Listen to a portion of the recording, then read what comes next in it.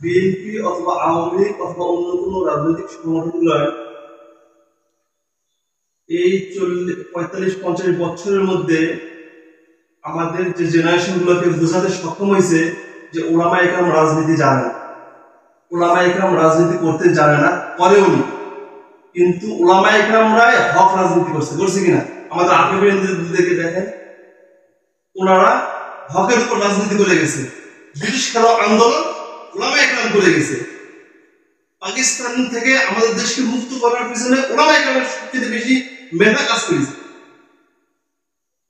শারীরিক মানসিক সব দিক থেকে তারা কি করছে? ওলামায়ে কেরামের চাইতে বড় মুজাহিদ আছেন? মাওলানা আব্দুল হামিদ খান ভাসানী কত বড় মুজাহিদ ছিলেন, কত বড় রাজনীতিবিদ ছিলেন। পর্যায়ক্রমে মাওলানা আব্দুল হামিদ খান ভাসানীর স্মৃতিটাকেও পাঠ্যপুস্তক থেকে উঠাই দিয়েছে, যেন বিগত জেনারেশন মৌলানা শব্দটা যেন রাজনীতির মধ্যে না পায়। এটা বিশাল প্ল্যান নিয়ে তারা কাজ করতেছে। এই জন্য আজকে আমরা যারা ধর্মপ্রাণ মুসলমান ওলামায়ে কেরাম দিন দিন রাজনীতি থেকে সরে দাঁড়িয়েছে। আর রাজনীতি থেকে সরে দাঁড়ার কারণে খারাপ মানুষগুলো রাজনীতির মসজিদে এসে বসছে। আজকে আমাদের সমাজে আমাদেরকে যাইতে হয় কি খারাপ মানুষগুলোর কাছে মাথা মতো করতে হয়।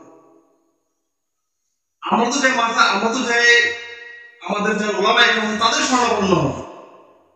আজকে যদি একজন মেয়র হয়ে যায়, আল্লাহ ওয়ালা মানুষ, দিনের কাজগুলো ইন্তজাম করা সবচেয়ে সহজ হবে, কি বলেন?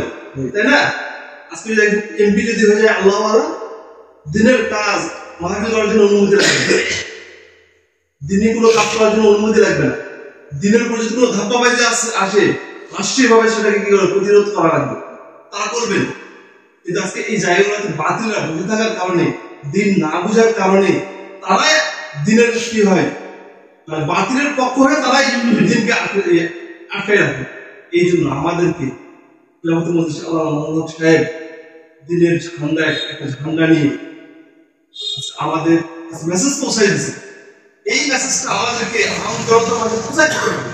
একটা কথাই আছে, মুরব্বীর একটা কথা থাকে, যত প্রচার তত প্রসার। আমি কাজ করতেছি আল্লাহর জন্য। আমার মহল্লার 10টা বাড়িতে যদি আমি দাওয়াত লাগাই, 10টা পরিবারে 550 জন মানুষ থাকে, কমসে কম 20 জন মানুষের দিলের মধ্যে এহসাস আসবে আওয়ামী লীগ কি করছে, বিএনপি কি করছে, ওলামায়ে কেরামকে একটা ভোট দিই। আল্লাহর কাছে আমি জবাবদিহিতা করতে পারবো, আল্লাহ কোনো বাতিলকে আমি আমার ভোটটা দেইনি।